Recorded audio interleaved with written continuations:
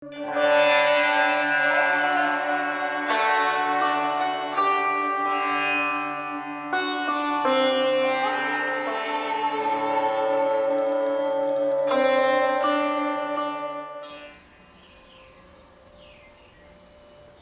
about responding to current world conditions. Different topic than usual. Seem more relevant than Virgin Shiva lesson of the day. So speaking to the camera as well as amongst present, definitely we're in the midst of a global crisis due to the coronavirus, and it's a challenging time for everyone. And challenging times are excellent time to make sure we're applying some of Gurudeva's many tools for handling challenges. In other words, we have to decide that we're not going to let the mind control us, we're going to control the mind. And find some tools that are appropriate to accomplish that. And I thought a good one was recently highlighted on Taka, which is the power of affirmation. Power of affirmation is an excellent way of calming the mind and avoiding states of mind such as worry and fear. For those who aren't familiar with affirmation, affirmation is the idea that we repeat a positive statement in a certain way, which we'll talk about later, and that positive statement quiets the mind and impresses the subconscious mind, and therefore when the subconscious mind is impressed significantly, actually changes our future. Because the future is created by the impressions put into the subconscious mind, both impressions that go in there deliberately or impressions that go in there just by chance. All of that adds up to creating our future. The affirmation that's mentioned in the Master Course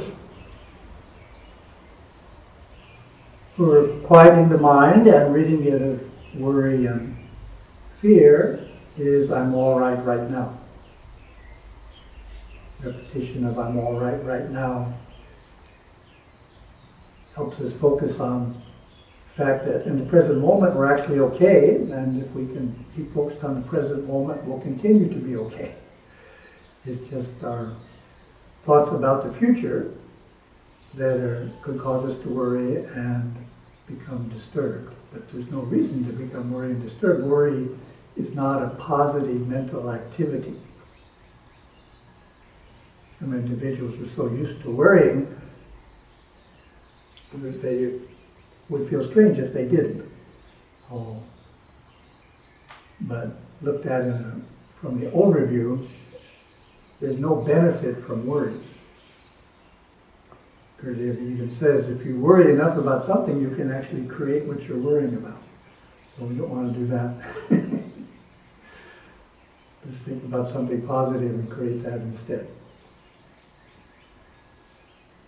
Oh, there's a wonderful story. I read it before a few years ago, I think, from Guru Chronicles on the origin, Gurudeva's origin of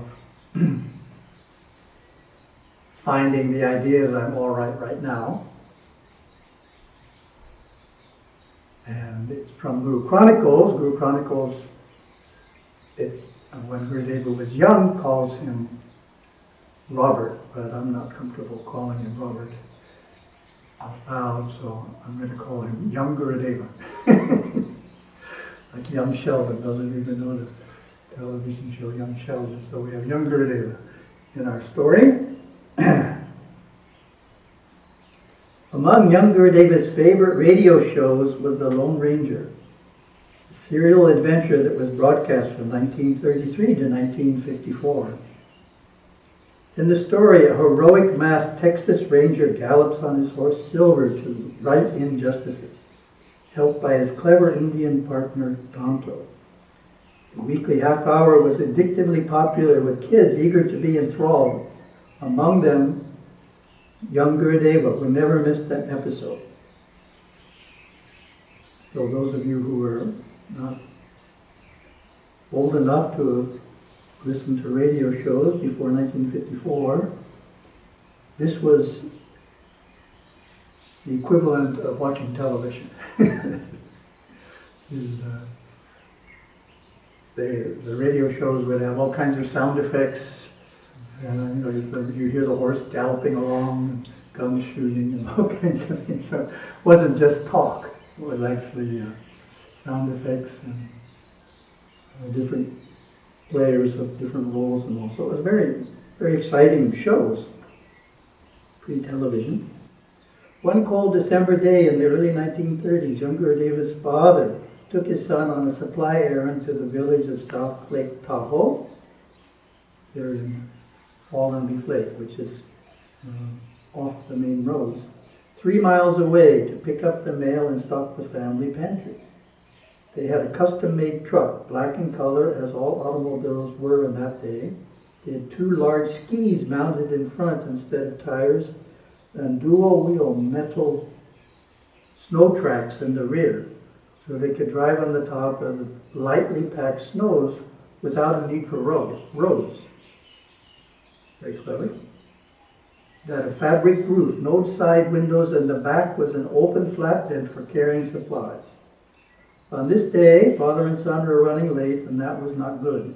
This was the evening the Lone Ranger would be aired, and it was unthinkable that an episode would be missed.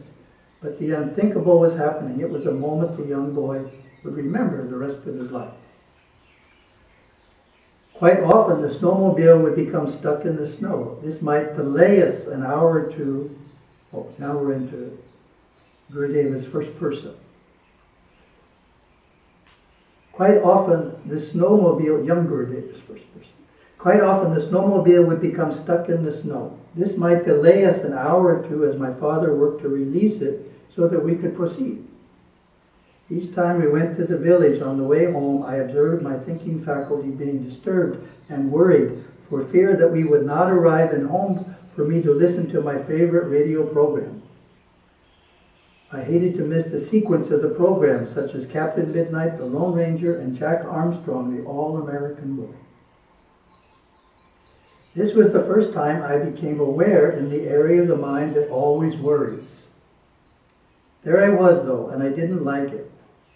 I clearly remember mentally talking to myself and saying, "You are all right now. We haven't gotten stuck in the snow yet, have we?"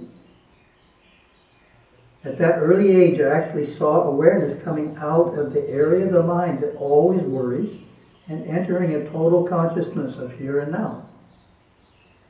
Then awareness would leave the now and go into the past, and I would begin to think. 4 days ago, we were delayed in the snow for about an hour, and my father had a very difficult time digging out the snowmobile. Saw my awareness travel into the past. Then I would repeat even more firmly to myself, "I am all right now. We are not delayed yet." And again, I saw awareness travel right back to the present moment. This became one of my hobbies. The totality of the power of the eternity of the moment began to become stronger and stronger within me from that time onward. Until whenever anything came along in the mind substance, I was able to handle it and work it out right from the now, instead of having my intelligence drift off into the future and try to work it out from that perspective, or backtrack into the past and try to find a resolution there. All this and even more unfolded to me at that early age in such a beautiful and simple way. End of story. Charming story. There's an excellent chapter on affirmations in merging with Shiva, and gives 3 important keys for affirmations being effective. In other words, when you do something often, it's easy to do it with only part of your mind focused on it and the other part doing something else. Driving a car is a good example. You can have major conversations, be planning your day, and at the same time you're driving a car and you're not paying much attention to it. So repeating an affirmation many, many days in a row, after a while you can stop paying attention to it and you're thinking about what you're going to eat for dinner or what you're going to cook for dinner. And if you're doing that, then the affirmation is not going to be effective. Well, what are the 3 keys? The 3 keys are to think, visualize, and feel. Think, visualize, and feel. Go through each one. Think means to be focused on what the affirmation means. And to illustrate this, I changed affirmations. I can, I will, I am able to accomplish what I plan. It's an easy affirmation for this particular exercise of think, visualize, feel. I can, I will, I am able to accomplish what I plan. So think means we have that feeling. I can, I will, I'm able to accomplish what I plan. We're focused on the meaning. Visualize means we need an image in the mind. Our visualization is very strong. We need to create something. So in the publisher's desk, which this comes from, I imagine we're renovating a room. Or you're doing carpentry in a room. So you would visualize what it looks like now and then see yourself remodeling it and then see how it looks when you're finished. That would be a visualization. So you need to find an example to illustrate what you're trying to do through the affirmation. And then feel. Feel is very important, as Gurudeva points out in the chapter on affirmations, emerging with Shiva. Sometimes people leave that out, and therefore the affirmation is not as effective as it could be. Feel means to feel in the present how you will feel in the future when you've accomplished what you're going to do. So, for example, if we were creating an affirmation for building the front steps of Yerevan Temple, before we started, we'd see it at that point. There was nothing there, then we see different steps in constructing it, and then we see it when it's done, and we feel now as we will feel when we see it when it's done. That's how we involve affirmation in a specific project. So that's very important. It's going to look beautiful, so we need to have that feeling of seeing it. Beautiful steps sitting there and how it will transform the temple in many ways.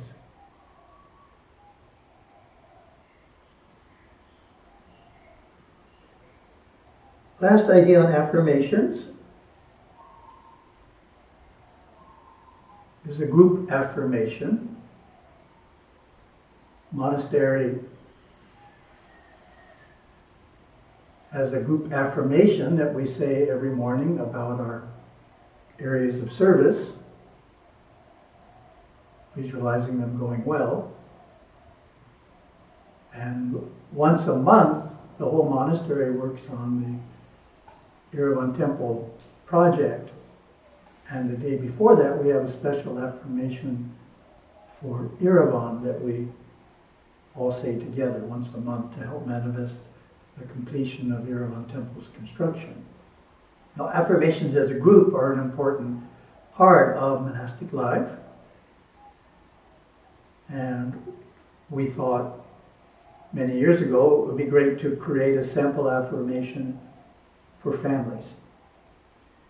And this is a particularly good time when many families are together all day long at home, enjoying each other's company.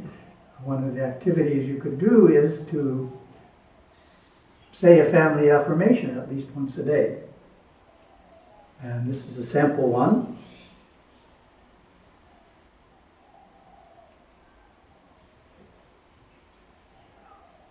We, the Shivam family, beseech the grace of Lord Ganesha to manifest his blessings of peace and harmony within our home and to joyfully fulfill the spiritual, social, economic, cultural, and educational goals of family life as outlined in Hindu scripture. We remain close-knit and cultivate unity by talking together about the experiences of our day, extending our affection and harmony to other families as well. We take time for training, and we value mistakes as opportunities to learn. To us, the guest is truly God, welcomed and honored with heartfelt hospitality. Through our thoughtfulness, care, and compassion, we allow the abundance of gold to accumulate within our home. We give generously of our income and our time to further our religion. We are filled and thrilled with God's cosmic energy, creatively alive and in tune with the universe. Thank you very much.